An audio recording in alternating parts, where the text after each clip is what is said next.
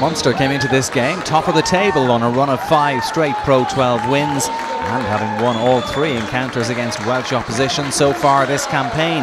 Rob Penny made 12 changes in total, with Paul O'Connell back in the starting lineup alongside the likes of Earls, Downey and Keighley.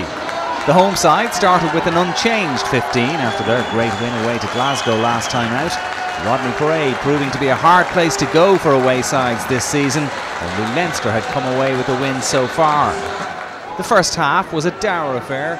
Scoring chances were at a premium and the kicker dominated proceedings. It took 11 minutes for the first score to arrive.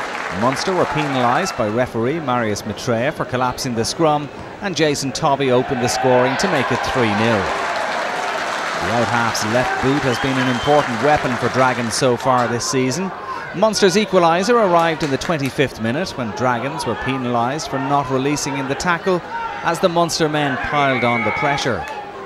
Ian Keighley was left with the very straightforward penalty, which he put over to make it 3-all. It looked as if the sides might go into the break all square, but in the final minute of the half, Tovey was presented with the chance to put his side in front. After a very short run-up, his kick went straight between the posts, and the home crowd of over 7,000 cheered their side into the dressing rooms with a 6-3 lead.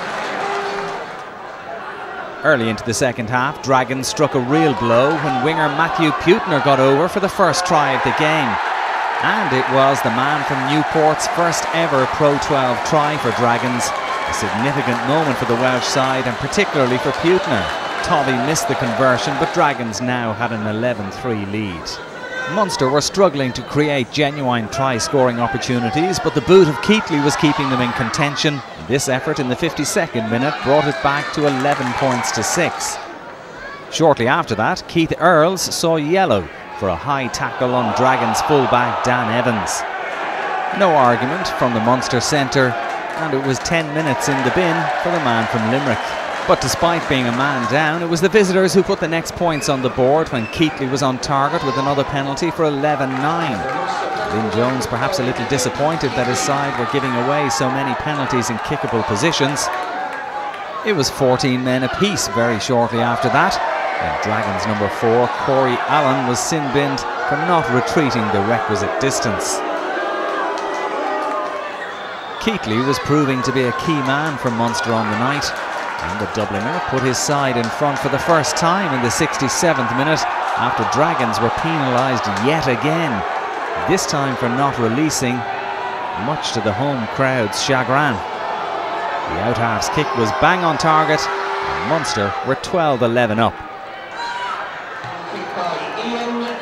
But Dragons have proved themselves to be very hard to beat this season, and 10 minutes from time they edged back 14-12 in front when Tovey landed a very well-worked drop goal. The large home support of over 7,000 might have been thinking and hoping for another big scalp, but Munster showed why they're top of the table.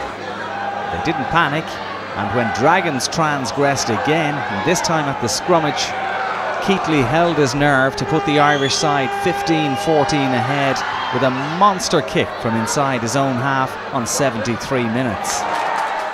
And then the out-half landed another penalty when Nic Cudd was penalised for not rolling away.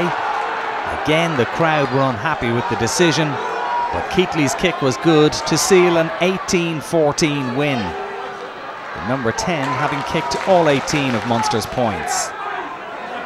There was no way back for Dragons after that, and as the final whistle blew, the Welshmen had to settle for a losing bonus, while Munster march on to win 8 on the trot.